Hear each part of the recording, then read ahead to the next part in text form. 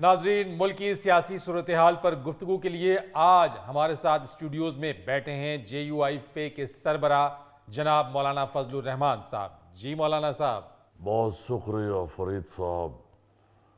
سب سے پہلی بات تو یہ ہے کہ اب واقعی اس وقت آپ کے اسٹوڈیو میں بیٹھے ہوئے ہیں، مگر یہ بتاتے چلے کہ اگر کسی نے آئین کو یا اسمبلیوں کو رودنے کی کوشش کی جی تو اب اس کے سامنے پہاڑ کی طرح کھڑے ہو جائیں گے۔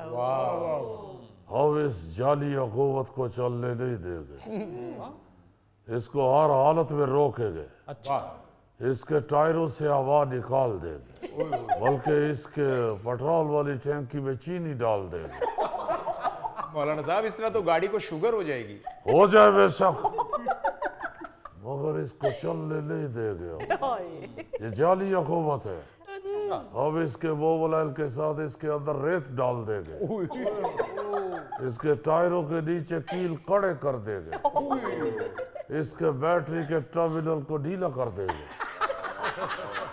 مگر اس جعلی حکومت کو ہرگز چلنے نہیں دیں گے۔ آپ نا اتنے غصے میں آپ ہیں؟ غصے میں نہیں ہے، اصول کی بات کر رہے ہیں آپ۔ غصہ تو حرام ہے میرے بھائی۔ اگر یہ حکومت چلتی ہے تو اس کا مطلب یہ ہے کہ یہ اس ملک کے اندر جعل سازی چل رہی ہے، اسے روکنا چاہیے۔ آپ سب لوگوں کو ہمارا ساتھ دینا چاہیے اور اس حکومت کو روکنا چاہیے۔ اور اس کے ساتھ ہم یہ بھی کہنا چاہتے ہیں جی ان لوگوں کو جنہوں نے جے یو آئی کو پارلیمنٹ سے دور رکھنے کی کوشش کی ہے کہ ہم نے ملین مارچ شروع کر دیا ہے، ہمارے مارچ کے سامنے اگر کسی نے آنے کی کوشش کی تو وہ روندا جائے گا۔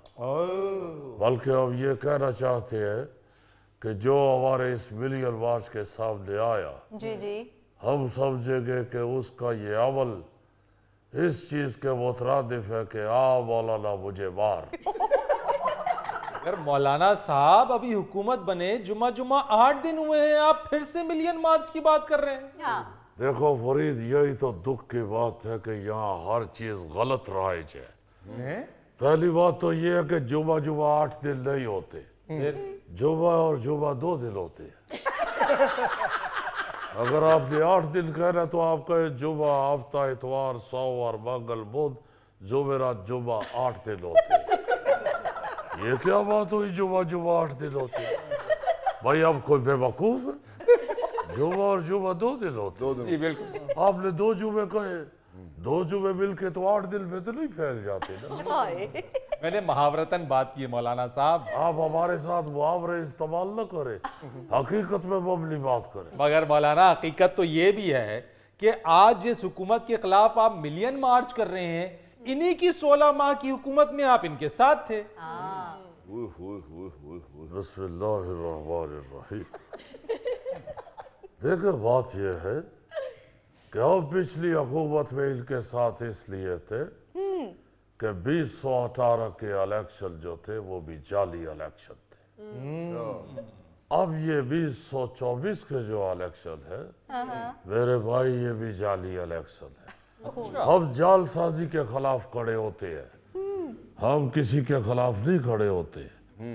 میں نے تو بلاول بھٹو صاحب کو بھی کہا ہے اور شہباز شریف صاحب کو بھی کہا ہے کہ بھائی آپ لوگ جانتے ہیں پی ٹی آئی جو ہے اس نے بڑی میجارٹی کے ساتھ یہ الیکشن جیتا ہے، آپ خود ہی ان کے سپرد کریں حکومت اور اٹھ کے گھر جائیں۔ گھر میں بھی تو ان کو کام ہو گئے نا، تو فارغ تو نہیں بیٹھے گے۔ میں نے سنا ہے دونوں کے گھر ماشاءاللہ بہت بڑے بڑے ہیں، اتنا اچھا موسم ہے جا کے اپنے لان میں شجرکاری کا بندوبست کرے، ادھر جا کے اپنے لال کے اندر پودے لگائے اچھے اچھے پھولوں والے۔ میں حیران ہوں کہ آپ پی ٹی آئی کو سپورٹ کر رہے ہیں، اللہ خیر کرے۔ دیکھیں سب سے پہلی بات تو یہ ہے کہ ہم پی ٹی آئی کے ساتھ ابھی ملے نہیں ہیں، مگر ہم ان سے انکار بھی نہیں کر رہے۔ اگر ملنا پڑے گا ملک کی خاطر، اس جعلی حکومت اور جعلی الیکشن کے خلاف اگر ملنا پڑے گا تو ضرور ملیں گے، اس میں کوئی مذاق نہیں ہے۔ آپ زردے پہ سالن ڈال کے بھی تو کھا لیتے ہیں۔ अगर मौलाना ये कोई उसूल तो नहीं है कि मीठे के ऊपर नमकीन? उसूल को छोड़े मजा तो आता है ना। मगर मौलाना साहब आपके इस यू टर्न से लोग बड़े हैरान हैं।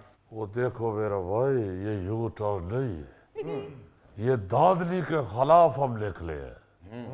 दादली जब भी होगी, जिधर भी होगी, हम उसके खिलाफ बोलेंगे। और हमारी इतलात के मुताबिक तो पूरी की पूरी असम्बली हमें की है। भाई ये असम्बली है, कोई कोए वाली कुल्फी नहीं है जो बिक जाए।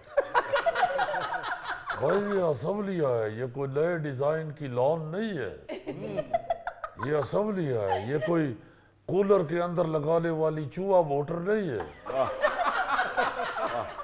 चूहा मोटर। जो कम वाट के ऊपर चलाने के लिए लगाई जाती है। आप पीटीआई के साथ भी मुतमईन नहीं है। हमने तो ये भी सुना है कि मियां नवाज शरीफ, मियां शहबाज शरीफ 2 बार आपको मनाने के लिए आए। उन्होंने मनाने में कोई कसर नहीं छोड़ी। बिस्मिल्लाहिर्रहमानिर्रहीम। देखे, वो बिल्कुल मनाने के लिए आए, मगर ये ऐसा मामला तो नहीं है कि वो मुझे चॉकलेट देंगे और मैं मान जाऊंगा, या मुझे रिमोट वाला जहाज दे के बुला लेंगे, या मुझे इधर गुदगुदी निकालेंगे और मैं मान जाऊंगा। भाई ये एक मुल्की मामला है।